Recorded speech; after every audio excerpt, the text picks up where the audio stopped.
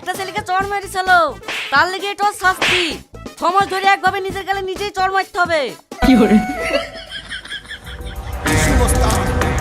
তুই 10,000 টাকা লিছিলি, তো সুদ জমা হয়েছে 52,256 টাকা। হ্যাঁ আমি টাকা নিয়ে চলে এসেছি। এলেন কত আছে? 52,000 আর 256 টাকা। হ্যাঁ দিছি। বস 57 হয়ে গেছে। এই দেখেন লেন 260 টাকা আছে। এই আসিস 3 টাকা ঘুষ দে, আমি কারো হারাম খাইনি। এই লাও। কি টাকা? এই চিল্লাছি কেনে?